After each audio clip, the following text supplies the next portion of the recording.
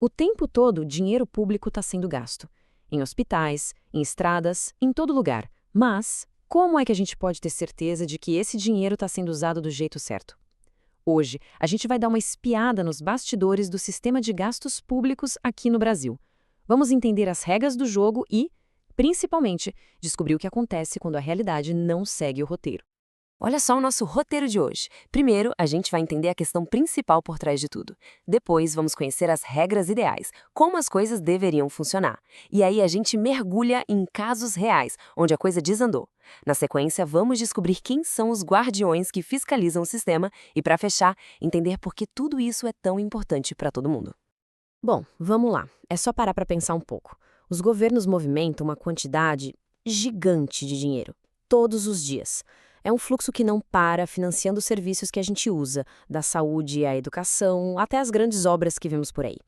E é aí que vem a grande questão, né? Com tanto dinheiro rolando, como o sistema garante que cada centavo seja usado da forma mais eficiente e, principalmente, mais justa possível?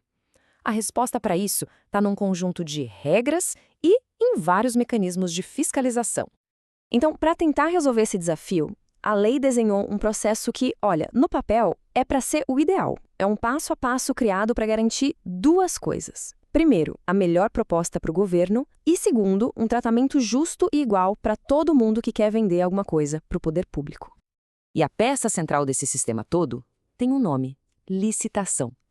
Pensa nela como se fosse uma competição oficial. O governo fala o que precisa comprar e as empresas interessadas competem para ver quem oferece o melhor preço ou a melhor condição. Em tese, é o jeito mais justo e mais econômico de se fazer negócio. O caminho ideal, o que deveria acontecer, é super claro. Tudo começa com o edital, um documento público com as regras do jogo abertas para todo mundo ver. Aí as empresas fazem suas ofertas, a melhor é escolhida, os documentos do vencedor são checados e, no final, o contrato é assinado. Parece infalível, né? Pois é, mas na prática, a história costuma ser bem diferente. E é agora que a gente fecha o manual de instruções e entra no mundo real, onde as coisas muitas vezes não funcionam como deveriam. Vamos ver como isso acontece na prática, analisando alguns casos bem concretos. A gente separou 3 situações que ilustram bem os problemas mais comuns. Uma lá no Paraná, que fala sobre falhas humanas, outra em Joinville, que é um caso clássico de falta de transparência, e uma terceira em Tocantins, que levanta suspeitas sobre os custos de alguns serviços. Nossa primeira parada é no Paraná. E para ter uma ideia do cenário, a situação era tão bagunçada que o relator do Tribunal de Contas usou uma expressão que diz tudo: desordem generalizada. Quando uma autoridade dessas usa essas palavras, a gente já sabe que o problema foi sério. Mas o que aconteceu ali? O Departamento de Estradas de Rodagem do Paraná queria comprar lanternas táticas. Só que os responsáveis pelo processo, os pregoeiros, cometeram uma série de erros básicos. Por exemplo, eles não avisavam quando as sessões iam ser retomadas, pediram amostras dos produtos na hora errada e, pior, trataram as empresas concorrentes de formas diferentes. Na hora de se defender, o órgão botou a culpa no sistema de computador. Mas a investigação foi clara: o problema era humano, eram rotinas de trabalho ruins e ineficientes. Agora, a gente vai para Joinville, em Santa Catarina. Aqui o problema é outro: transparência, ou melhor, a falta dela. A nova lei de licitações é muito clara. Tudo, absolutamente tudo, tem que ser público. Mas um caso para contratar recepcionistas para postos de saúde, a ata com o resultado, um documento essencial, simplesmente não apareceu no portal da transparência, meses depois do prazo. Sem essa informação básica, como é que a gente fiscaliza? Fica impossível. Olha só esse número: R$ 4.150.790. Esse é o valor de um único contrato que está sob investigação no nosso terceiro caso lá no Tocantins. É muito dinheiro. E isso nos faz perguntar: será que ele foi bem empregado? Em Tocantins, o Ministério Público está de olho nos contratos para cirurgias de vista.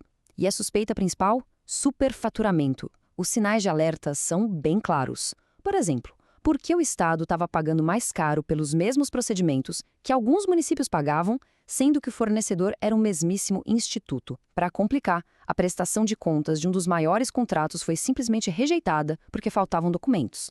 Ok, com tanto problema, a gente pode se perguntar: e aí, ninguém faz nada? Quem é que protege o sistema?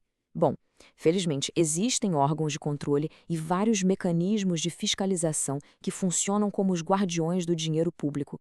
Basicamente, a gente pode falar de três atores principais nessa fiscalização. Primeiro, os tribunais de contas, que são os auditores oficiais do governo. Segundo, o Ministério Público, que age como um advogado da sociedade, investigando o que está errado. E tem um terceiro grupo que é fundamental: a imprensa e as próprias empresas que competem na licitação. Muitas vezes, são eles que percebem o problema primeiro e acionam os outros órgãos. E aqui a gente consegue ver direitinho como essa rede de fiscalização funciona, conectando todos os nossos casos. Lembra do Paraná? Foi o Tribunal de Contas que agiu, mas só depois da denúncia de uma empresa concorrente. Em Tocantins, foi o Ministério Público que abriu a investigação. E em Joinville, foi a imprensa que cumpriu o papel de jogar luz na falta de transparência. É o famoso sistema de freios e contrapesos funcionando. Mas olha, o trabalho desses guardiões não é só sair punindo, não.